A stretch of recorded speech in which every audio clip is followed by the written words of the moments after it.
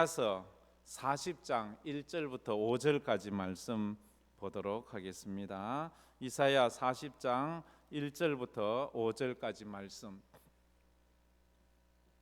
다 같이 읽겠습니다. 너희의 하나님이 이르시되 너희는 위로하라. 내 백성을 위로하라. 너희는 예루살렘의 마음에 닿도록 말하며 그것에게 외치라. 그 노역의 때가 끝났고 그 죄악이 사함을 받았느니라. 그의 모든 죄로 말미암아 여호와의 손에서 벌을 배나 받았느니라 할지니라 하시니라. 외치는 자의 소리여 이르되 너희는 광야에서 여호와의 길을 예비하라. 사막에서 우리 하나님의 대로를 평탄하게 하라. 골짜기마다 도두어지며 산마다 언덕마다 낮아지며 고르지 아니한 곳이 평탄하게 되며 험한 곳이 평지가 될 것이요 여호와의 영광이 나타나고 모든 육체가 그것을 함께 보리라. 이는 여호와의 입에 말씀하셨느니라. 아멘. 아멘. 하나님과 동행하는 그리스도인을 살피면서 벌써 14명 사람들을 우리가 살펴보았습니다. 다윗에 대해서 우리가 좀 여러 시간을 살펴보았습니다. 오늘은 이사야 선지자에 대한, 이사야 선지자가 어떻게 하나님과 동행하며 살았을까 하는 말씀입니다. 이사야 선지자는 구약을 대표하는 선지자 중에 하나입니다. 그래서 이사야서를 지었지요. 이사야 선지자는 이 이사야서를 통해서 그가 어떻게 하나님의 사람으로 살았는지를 우리에게 말해줍니다. 이사야의 메시지의 주제는 두 가지입니다. 하나는 심판, 하나님의 심판이었고 또 하나는 하나님의 위로하심이었습니다. 이사야서가 66장으로 되어 있습니다. 그래서 신학자들은 말합니다. 이사야는 신구약 성경의 축소판이라고.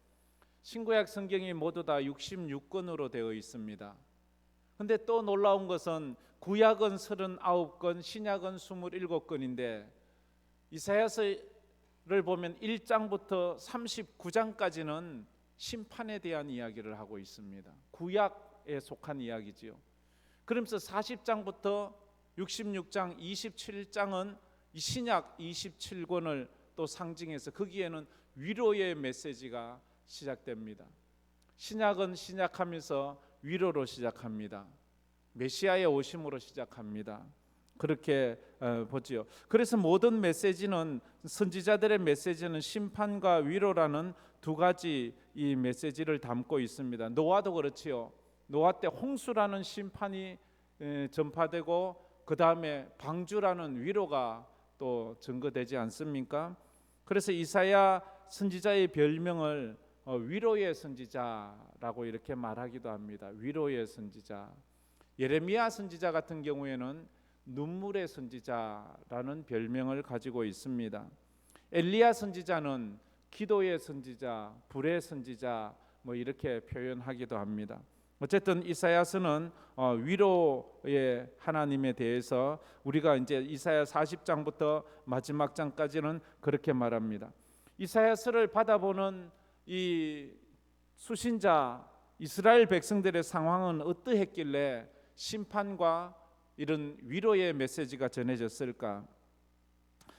이사야서를 받아들은 이스라엘의 상황은 민족적으로나 개인적으로나 인생의 가장 최악의 고통스러운 시간을 보내고 있었습니다. 왜냐하면 민족이, 나라가 다 망하고 성전이 불타고 성벽이 다 허물어지고 백성은 다 죽고 남아있는 사람들은 포로되어 멀리 이국 땅 바벨론으로 포로되어 가서 그 포로지에서 지금 포로 생활을 하고 있는 그런 상황이기 때문입니다. 어쩌면 누군가는 이래 말, 내 생활이 꼭 그렇다고, 포로된 삶을 사는 것 같다고, 내 의지로 사는 것이 없다고. 포로 생활은 어떻습니까? 바벨론 포로 생활은요, 가난했어요. 포로는요, 억울해요. 맞아도 할 말이 없어요. 가난하고 억울하고. 그러면 자연적으로 마음에도 병이 들고 몸에도 병이 들게 되어 있는 거예요. 그런 고통스러운 삶을 사는데 문제는 이 고통이 끝나는 시점이 없다는 거예요. 끝없이 밀려오는 파도처럼 이들의 고난은 끝날 기미가 보이지 않아요. 그래서 두려움의 나날을 보내고 있는 거예요. 염려와 두려움의 무서움은 뭐예요? 염려와 두려움 그 자체가 무서운 것이 아니라 염려와 두려움은 어떤 것이든지 큰 문제로 보이게 하고 심각한 문제로 보이게 하는 거예요. 작은 것인데도 그것이 굉장히 크게 보여요. 작은 그림자일 뿐인데 그것이 나를 죽이는 무슨 실체처럼 보일 때가 있다는 거지요. 두려움에 잡히면 그래서 아무것도 할 수 없어요. 무서우니까 아무것도 할 수 없는 거예요. 오늘 우리가 이 위로의 선지자의 말씀을 들으면서 특별히 위로가 필요한 시대인 것 같습니다.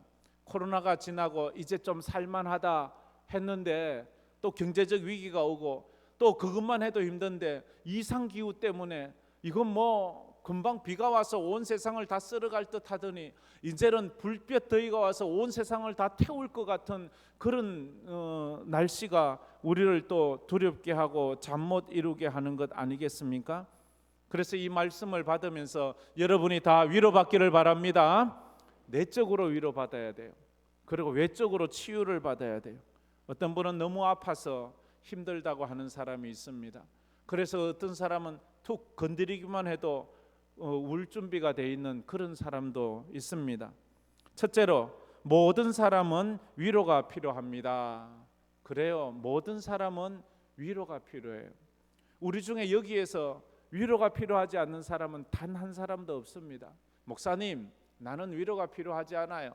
나는 걱정 없이 살고 있어요. 아니요. 그분은 지금 자기가 얼마나 위로가 필요하다는 것을 모르는 것뿐이지 사실을 누구보다도 더 큰 위로가 필요한지 모르겠어요. 예수님은 말했지요. 마태복음 11장 28절에 이렇게 말했습니다. 다 같이 한번 읽어봅시다. 수고하고 무거운 짐진 자들아 다 내게로 오라. 내가 너희를 쉬게 하리라. 수고하고 무거운 짐진 자들아 다 내게로 오라. 내가 너희를 쉬게 하리라. 예수님 말씀이지요. 어떤 교수님이 자기가 가르치는 아이들이 모임이 있다는 말을 들었어요. 그래서 그 아이들이 무슨 모임을 하는지 가보고 싶어서 그 아이들 나도 그 모임에 좀 가면 안 되겠니? 물으니까 오세요 교수님 해서 갔어요. 갔는데 그 모임이 기독교 성경 공부 모임이었어요. 그 교수님은 교회를 안 다니시니까 옆에 테이블에 성경 공부 마칠 때까지 기다리기로 했어요. 마치고 음식 먹기로 했기 때문에. 그래 옆에서 나누는데 그날 본문이 이거였어요. 수고하고 무거운 짐진 자들아 다 내게로 오라. 근데 그 말이 자꾸 교수님 마음에 새겨졌어요. 수고하고 무거운 짐진 자들아 다 내게로 오라. 그래서 한참 듣고 있다 물었어요. 얘들아, 그 다 내게로 오라 이렇게 말하고 있는데 그 다에 나 같은 사람도 포함되니? 다 내게로 오라 했는데 그 다에 나도 포함되니? 그러자 학생들이 예 교수님도 여기에 포함되지요. 모든 사람은 거기에 다 포함돼요. 수고하고 무거움 짐진 자들아 다 내게로 오라. 오늘 여러분 모두도 여기에 포함되는 줄 믿습니다. 주님께 나오세요. 구경꾼처럼 앉아있지 마세요. 주님 나에게도 수고하고 무거운 짐이 있습니다. 연세가 많을수록 그런 거 없는 줄 알았어요. 그런데 그게 아니더라고요. 연세가 많을수록 너무 마음의 짐이 너무 크더라고요. 제가 전에도 얘기했나요? 제가 울까봐 이런 얘기는 잘 안 하는데 저희 어머니가 치매 검사를 받으셨어요. 마음의 상태를 묻는 질문이 한 20가지 정도 돼요. 거기에 이런 질문들이 있어요. 요즘 살만하십니까? Yes, no. No, 아니요. 요즘 기분이 상쾌하십니까? 예, 아니요. 우리 어머니 답은 아니요. 요즘 자기가 존재하는 것이 의미 있다고 생각하십니까? 아니요. 요즘 재미있는 일이 있습니까? 아니요. 제가 그걸 보고 얼마나 마음이 아팠는지 몰라요. 우리 어머니 89이시거든요. 그런데 그러면 이제 뭐 근데도 그렇게 세상 사는 게 재미가 없어요. 의미가 없어요. 그런 것을 제가 보았습니다. 어떤 목사님이 개척을 했어요. 개척을 하고 교회가 많이 힘든데도 부흥을 하지 않아요. 아무리 생각을 해도 이제 내가 이 개척교회를 접어야 되겠다라는 생각을 가지시고 어떤 선배 목사님을 찾아가서 상담을 하셨어요. 목사님, 저는 어떻게 해야 하겠습니까? 제가 목회를 계속 해야 하겠습니까? 그러나 제가 목회를 계속할 용기가 나지 않아요. 제가 그만둘까요? 그렇게 아주 진지하게 자기 고민을 그 선배 목사님에게 이야기를 했어요. 그러자 그 선배 목사님이 그 후배 목사님을 물끄러미 한참을 쳐다보더니 하는 말이, 제가 보니까 목사님에게는 지금 조언이 필요한 것이 아니고 위로가 필요하군요. 그분은 지금 완전 막 탈진될 대로 탈진되었어요. 번아웃 되어 있어요. 그래서 그런 사람은요, 책망한다고 일어나는 것 아니에요. 그런 사람은 격려를 해줘야 돼요. 위로를 해주어야 돼요. 위로가 필요한 거예요. 지난주 금요일, 어제 아래였어요. 제가 이렇게 설교 준비를 하고 있는데 어디선가 뭔가 똑똑똑똑 소리가 나는 거예요. 제 방에 누가 오면 뚝뚝 퉁퉁 노크를 하면 큰 소리로 들리는데, 이건 뭐 그냥 어디서 볼펜이나 연필로 탁탁탁 치는 거, 똑똑똑똑 하는 거, 그건 누가 온 것 같지도 않고, 그런데 계속 들리는 거예요. 그래서 누구세요? 해도 답이 없는 거예요. 그래서 또 계속 들리는 거예요. 가서 문을 여니까 웬 낯선 남자가 서 있는 거예요. 제가 보기에 한 60은 돼 보이시는데 아주 야위고 그렇게 조금 그래 흐름한 그런 거예요. 근데 그분이 나를 보자마자 막 우는 거예요. 제가 깜짝 놀라서 처음 보는 분이 저를 보고 우니까, 그래서 어떻게 오셨냐고 물으니까 자기는 영주에서 왔대요. 영주에서 왔는데 코로나 때 일이 전혀 없고 영주에도 있을 수 없어서 대구에 일거리 찾아왔는데, 자기가 판넬로 뭘 짓는 거에 대한 기술이 좀 있어서 그 일을 하려고 왔는데 그 일도 연결이 되지 않아서 지금 너무 피곤하고 힘들고 굶고 돌아가자니 차비도 없고 지쳐서 마침 이걸 지나가다가 교회가 있어서 들어와 봤다고 그러면서 뭐 그냥 눈물을 뚝뚝뚝 흘리는 거예요. 보니까 왜 이 그냥 이래 돈 얻으러 오시는 분들도 있는데 그런 분들하고는 전혀 분위기가 달랐어요. 그래서 굉장히 지쳐 보이고, 그래 제가 제 냉장고에 있던 음료수하고 뭐 이래 얼가 놓았던 이런 조그만 선물 나눠줬던 떡하고 뭐 이런 거 하고 또 조금의 돈하고 이렇게 드리니까 얼마나 우시는지. 그래 그 정수기에서 시원한 물을 빼서 먹고는 한참을 앉았다 가시더라고요.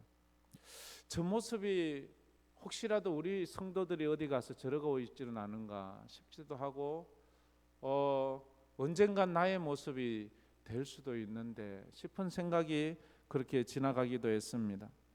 그러면서 오늘 이 설교 말씀을 준비하게 되었습니다. 우리 1절 말씀 다 같이 한번 읽어보겠습니다. 너희의 하나님이 이르시되 너희는 위로하라, 내 백성을 위로하라. 너희의 하나님이 이르시되 너희는 위로하라, 내 백성을 위로하라. 선지자에게 하나님이 찾아오셔서 선지자야, 너는 내 백성을 위로하라. 지금 울고 있는 내 백성, 이 바벨론 포로되어서 포로지에서 힘든 내 백성을 위로하라. 두 번 말하잖아요. 위로하라, 내 백성을 위로하라. 두 번 반복하는 것은 강조예요. 그리고 신속성을 말하고 지속적으로 하라는 그 말을 하고 있어요. 지속적으로 반복적으로 그렇게 강조해서 말하는 것. 위로의 대상은 누구예요? 내 백성이에요. 하나님의 백성들이에요. 하나님의 백성들은 하나님의 교회에 오면 여기 와서 위로를 받고 가야 돼요. 그 위로가 어떨 때는 책망일 때도 있고 뭐 다른 모습일 때도 있지만, 어쨌든 교회 와서 여러분들 주의 말씀으로 위로받기를 바랍니다. 그래서 하나님 나를 좀 위로해 주세요. 나를 좀 위로해 주세요. 그런 마음이 있습니다. 그 왜 위로해야 합니까? 말씀드렸듯이 그 백성들의 상황이 바벨론 포로 생활이에요. 하루하루 삶이 고달프고 버티기가 힘든 그런 상황이에요. 중세 시대에 이 땅에 흑사병이 돌았습니다. 흑사병이 와서 중세 인구의 유럽 인구의 거의 반이 그 흑사병으로 죽었어요. 요번에 코로나로 얼마나 많은 사람이 죽었습니까? 뭐 장례식장에서 장례를 다 할 수 없을 정도로, 그리고 뭐 어디 공동묘지에 다 안치할 수 없어서 어느 나라는 막 그저 포크레인으로 다 한꺼번에 합동장을 치를 정도로 수없이 많은 사람들이 죽어갔잖아요. 그럴 때 얼마나 많은 사람들이 울었겠습니까? 그 죽어도 가족이 죽었는데 얼굴도 못 보고 보내고 장례식에 참석도 못하고 그런 일들이 비일비재하지 않았습니까? 그런데 그런 상처는요, 치유받지 못하면, 위로받지 못하면 언젠가 그것이 고름이 돼서 터져 나와요. 1년 후에, 10년 후에 언젠간 그때의 그 서러움들이 우리는 나오게 돼 있거든요. 그래서 이 지구는, 이 인류는 지금 어느 때보다도 위로가 필요한 때다 할 수 있습니다. 사람들이 힘들어서 망하는 법은 잘 없대요. 어쩌면 힘들면 더 오기가 생긴대요. 그런데 사람들이 망하는 결정적인 것은 위로받지 못하면 망한대요. 사람이 힘들다고 다 무너지지는 않거든요. 그런데 누구도 그를 위로해 주지 못하면 그가 그 인생에 그냥 스스로 포기를 해버려요. 그리고 스스로 놓아버리지요. 하나님은 성경 모든 곳에서 그의 백성들을 위로하고 격려하고 있습니다. 우리 성도들이 참 좋아하는 말씀이 이사야 41장 10절 아닙니까? 우리 이사야 41장 10절 말씀 다 같이 한번 위로의 말씀으로 한번 읽어봅시다. 두려워하지 말라, 내가 너와 함께함이라. 놀라지 말라, 나는 내 하나님이 됨이라. 내가 너를 굳세게 하리라. 참으로 너를 도와주리라. 참으로 나의 의로운 오른손으로 너를 붙들리라. 그렇게 말합니다. 두려워하지 말라, 내가 너와 함께함이라. 놀라지 말라, 나는 내 하나님이 됨이라. 여기만 두려워할 일이 많아요. 사람은 놀랄 일이 많아요. 겹겹이 썰물처럼 우리에게 밀려올 때가 많아요. 이 말씀에서는 세 가지 약속을 합니다.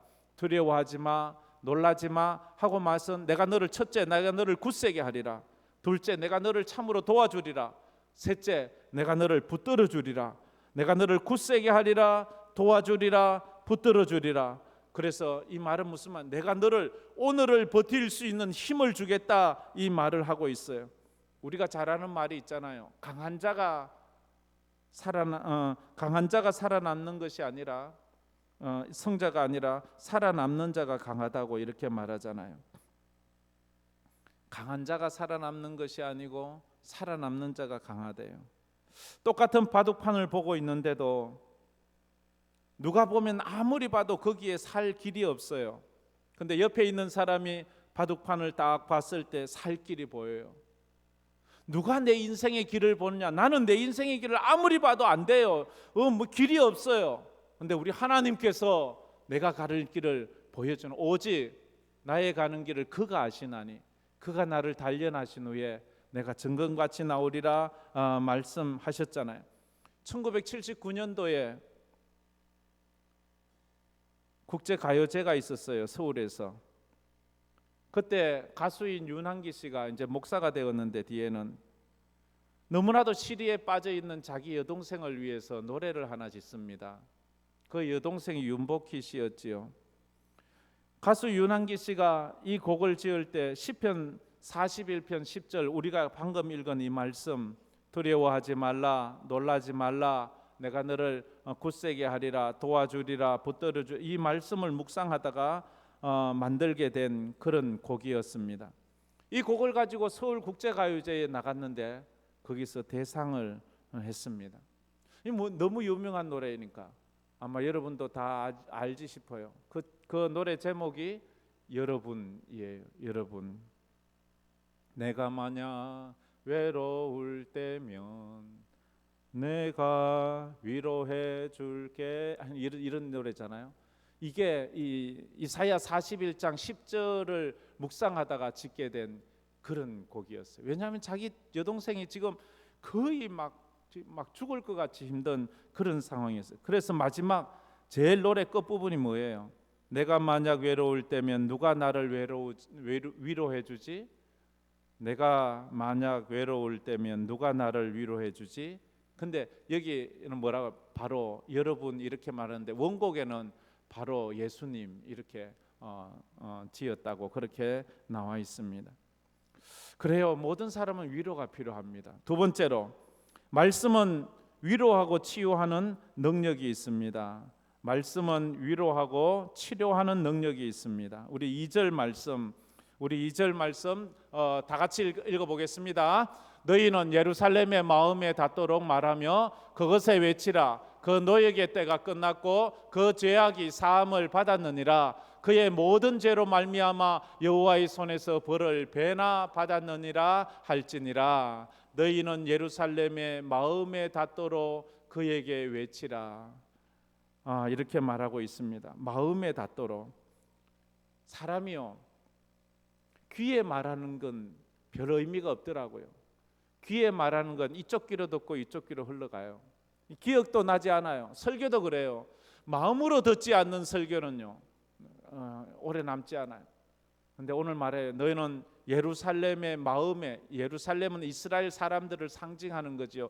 이스라엘 사람들의 귀에 말하지 말고 이스라엘 사람들의 마음에 닿도록 마음에 말을 하라. 그렇게 말을 하고 있습니다. 귀에 들리는 소리는요 잔소리뿐이에요. 마음에 들리는 그 말이 위로의 말이 돼요. 잔소리는 위로를 주지 못합니다. 잔소리는 사람을 변화시키지 못해요. 그런데도 우리는 잔소리를 하지요. 또 잔소리를 하고 그럴 때가 참 많습니다. 위로할 때는 무엇을 말하느냐도 중요하지만 어떻게 말하느냐가 진짜 위로할 땐 필요해요. 그래서 위로의 사람이 내가 누군가를 위로해야지 하면 내가 무슨 말로 위로해 줄까 이렇게 생각하기 전에 내가 어떻게 저를 어떤 모습으로 어떻게 저를 위로해 줄까 이렇게 어떤 말을 생각하지 마세요. 자꾸 말로 위로하려고 하니까 힘들고 지친 사람 또 가족을 먼저 잃은 사람에게 말로 위로해 주려면 그 사람들 지겨워서 듣고 싶지 않아요. 내가 어떤 말을 하느냐가 중요하지 않고요. 어떤 태도로 그를 위로해 주느냐가 중요해요. 할 말이 생각나지 않으면 억지로 말하려고 하지 말아요. 가서 그냥 옆에 앉아 있어줘요. 그냥 1시간이고 2시간이고 가만히 그가 말할 때까지 그냥 같이 있어줘요. 그러면 돼요. 힘든 사람 힘들면 그냥 가서 설거지나 해주고 오면 돼요. 청소만 해주고 오면 돼요. 그러면 그 사람은요 그 설거지 한 것이 수백 마디 수만 마디 말보다도 더 그에게 큰 위로가 될 수가 있습니다. 위로할 때 말로 하는 것, 말이 잘못된 건 아니에요. 틀린 말은 아니에요. 그런데 문제는 태도가 잘못됐다는 거예요. 음식을 남에게 줄 때는요 깨끗한 그릇에 담아서 줘야지 그가 먹습니다. 아무리 금그릇이라 해도 더러운 금그릇 세계 음식을 담아주면 여러분 먹을랍니까? 안 먹잖아요.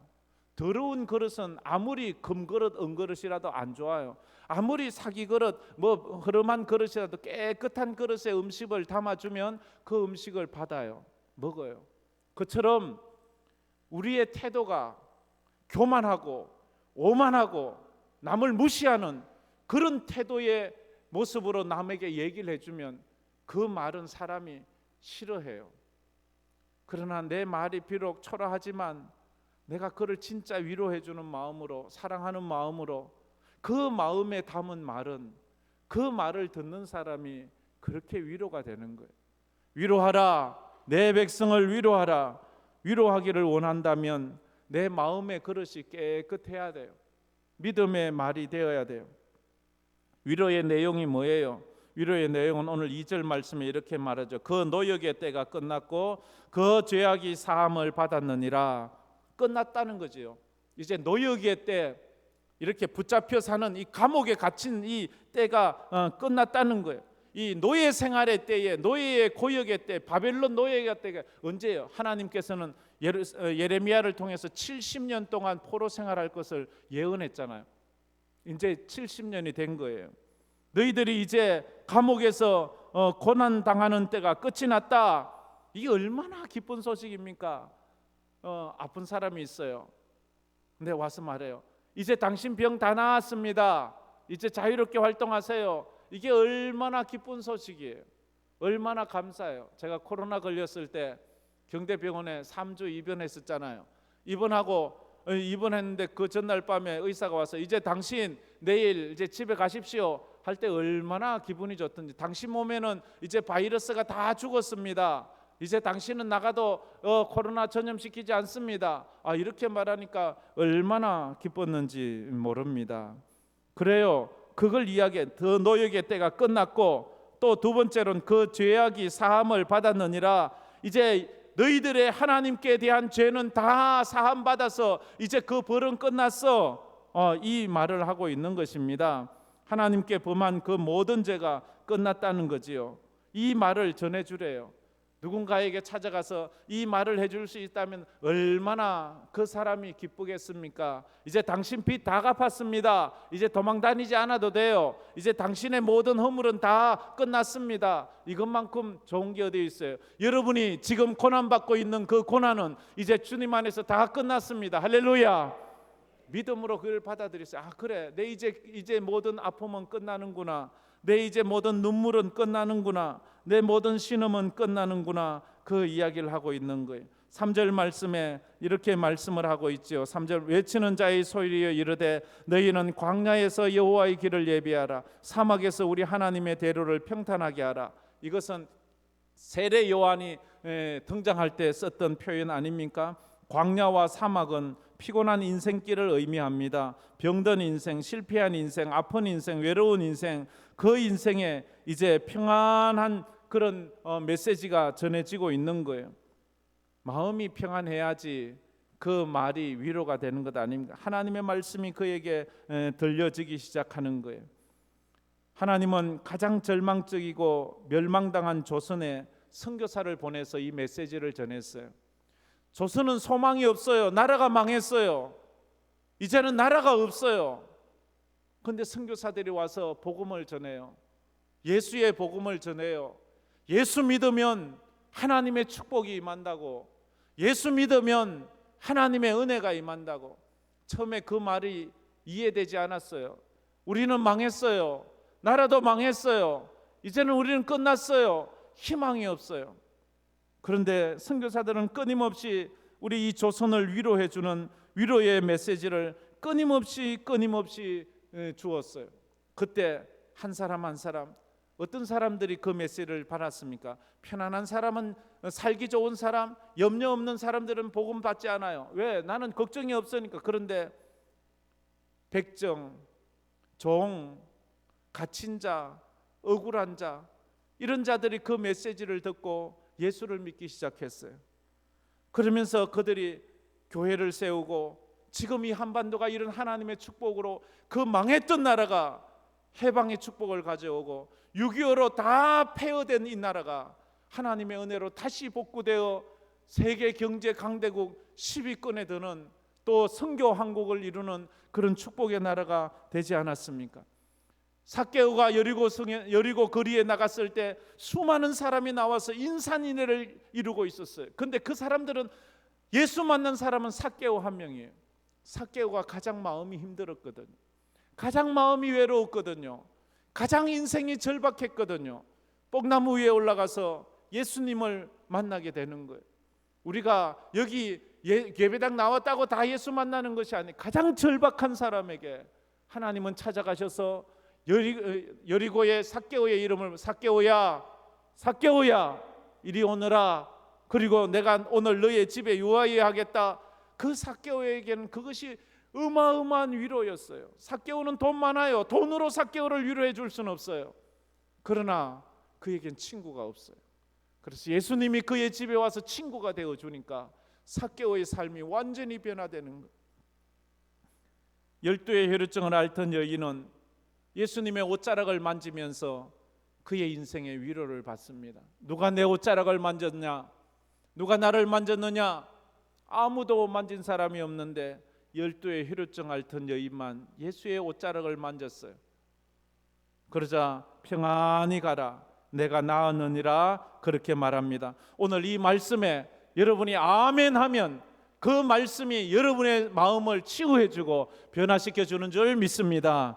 그래서 말씀은 위로하고 치료하는 능력이 있습니다. 마지막 세 번째, 예수 그리스도만이 진정한 위로를 줍니다. 우리 다 같이 한번 읽어봅시다. 예수 그리스도만이 진정한 위로를 줍니다.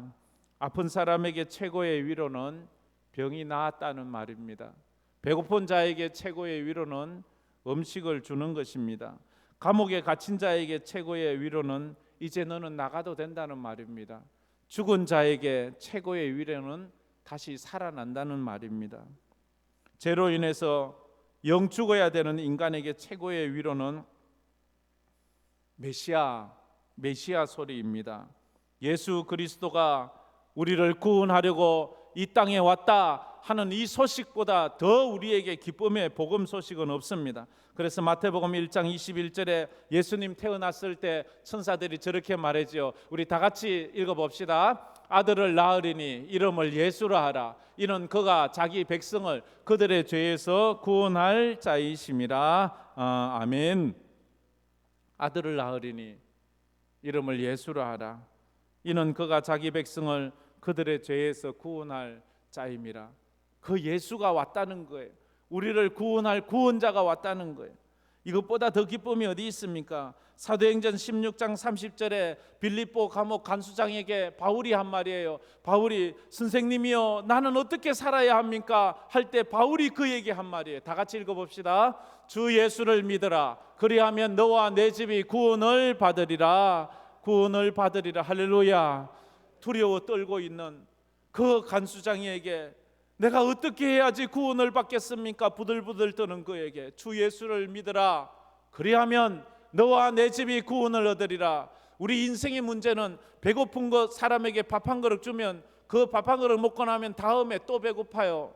목마른 사람에게 물 한 컵 주면 또 좀 있으면 또 목말라요. 아픈 사람에게 병을 고쳐주면 좀 있으면 또 다른 데가 아파요. 그렇게 먹고 다시 배고프고 마시고 다시 목마르고 고침받고 다시 아파하는 그런 정도의 위로가 아니라 우리 예수님의 위로는 영원히 죽지 않는, 영원히 배고프지 않는, 영원히 목마르지 않는 그런 위로와 하나님의 은혜와 치유를 더하여 주신다 하는 것입니다. 그래서 신약 성경에 보면 신약 성경을 쭉 읽어보세요. 예수님께서 얼마나 많은 병자를 고쳐줍니까? 이는 그 병자를 고쳐주는 그 병 고쳐주는 그 하나의 사인만을 이야기하는 것이 아니라 하나님의 나라에는 아픔이 없다는 거예요. 예수님께서 얼마나 많은 배고픈 자에게 먹을 것을 주십니까? 5,000명, 7,000명 수많은 사람들에게 먹을 것을 주면서 또 배고프지만 거기에서 메시지는 하나님의 나라에서는 다시는 배고픔이 없다는 거예요. 죽은 나사로를 살리면서 그러나 그 나사로 또 죽었어요. 그러나 거기에 메시지를 봐야 돼요. 하나님의 나라에는 죽음이 없다는 그런 메시지를 우리에게 주고 있는 거예요. 그래서 예수님의 별명이 뭐예요? 상처받은 위로자래요. 예수님은 상처를 다 받으셨어요. 온갖 상처, 이 땅에 살면서 예수님이 받은 상처, 우리 인간들이 받아야 될 모든 상처를 다 받았어요. 예수님은 태어나면서 말구유에 태어났어요. 말구유에 앉혔어요. 따뜻한 아름목, 부드러운 비단 옷에 쌓여서 그렇게 태어난 것이 아니고 말구유, 말죽통에, 그리고 태어나자마자 헤롯 대왕이 예수를 죽이려고 해서 태어나자마자 그 핏덩이가 애굽으로 피난을 가야 되었어요. 그리고 돌아와서 그 아버지가 진짜 친아버지는 아니지만 그래도 그가 이 세상에서는 아버지가 요셉이 일찍 죽잖아요. 아버지 없이 홀로머니를 또 모시면서 장남으로서 그는 목수의 삶을 살아요. 가난하게 살아요. 평생을 가난하게 살아요. 그러면서도 그는 많은 사람을 치유해주고 가르치고 먹이고 제자들을 끌고 다니면서 3년 반을 가르치고 그렇게 모든 사람이 당신이 왕이 되어야 합니다 하는데도 정치 지도자들의 모함에 의해서 그가 십자가에 억울하게 못 박혀 죽어요. 억울한 죽음을 당해요. 예수님보다 더 억울한 사람 어디 있어요? 그러나 그분은 그렇게 우리와 같은 상처를 다 받았기 때문에 그게 위로가 되는 거예요. 하나님 앞에서 우리가 위로가 돼요. 언제 누가 가장 위로가 되나요? 나 같은 어려움을 당한 사람이 아이고 나도 그랬어요. 이렇게 말하면 그것이 가장 큰 위로가 되거든요.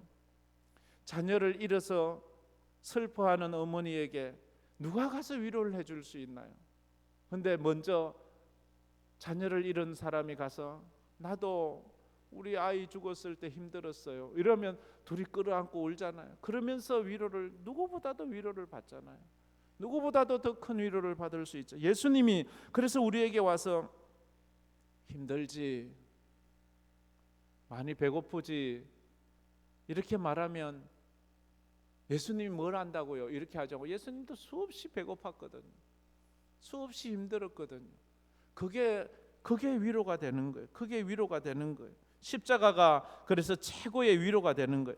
이사야서에서 강력한 위로는 메시아에 대한 예언입니다. 너희들의 구원자가 온다. 너희들의 그 아픔을 다 해결할 사람이 온다. 너희들의 고난을 다 해결할 사람이 온다. 그래서 이사야 53장 4절 7절을 읽으면 우리가 감동을 받을 수밖에 없어요. 저 위로의 메시지를 우리 다 같이 한번 읽어보도록 하겠습니다. 그는 실로 우리의 질고를 지고 우리의 슬픔을 당하였거늘 우리는 생각하기를 그는 징벌을 받아 하나님께 맞으며 고난을 당한다 하였노라. 그가 찔림은 우리의 허물 때문이요 그가 상함은 우리의 죄악 때문이라. 그가 징계를 받음으로 우리는 평화를 누리고 그가 채찍에 맞음으로 우리는 나음을 받았도다. 우리는 다 양 같아서 그릇 행하여 각기 제 길로 갔거늘 여호와께서는 우리 모두의 죄악을 그에게 담당시키셨도다. 그가 곤욕을 당하여 괴로울 때에도 그의 입을 열지 아니하였으며 마치 도수장으로 끌려가는 어린 양과 털 깎는 자 앞에서 잠잠한 양같이 그의 입을 열지 아니하였도다. 아멘. 이 이사야 예언 중에 이사야 53장은 메시아 예언의 절정이 아닙니까? 인간은 십자가를 통해서만 진정한 위로와 격려를 받을 수 있습니다. 십자가 예수를 만나야지만 우리가 진정한 위로를 받을 수 있습니다. 이 위로를 받은 그 사람만이 남을 위로해 줄 수 있는 거예요. 이사야는 하나님과 동행하는 삶을 이렇게 살았어요. 결국 이사야는 마집에 톱으로 켜서 하나님 때문에 순교를 하는 그런 어려움을 당하지만 그러나 그의 이 위로의 메시지를 보는 사람마다 그에게 한없는 은혜와 위로를 받는 것. 십자가에 못 박히신 그 예수를 볼 때마다 예수가 내 죄 때문에 죽으셨지, 내가 예수 믿으면 나는 죽지 않고 영생을 얻을 수 있다, 예수님이 나 때문에 지옥의 고통을 당하셨지, 나는 예수님만 믿으면 지옥 가지 않는다 하는 이 위로의 말씀이 있는 거예요. 오늘도 이 위로의 말씀을 붙잡고 위로를 체험하고 옆에 있는 힘든 사람들, 어려운 사람들을 위로하는 위로의 성도가 되기를 주의 이름으로 축복합니다.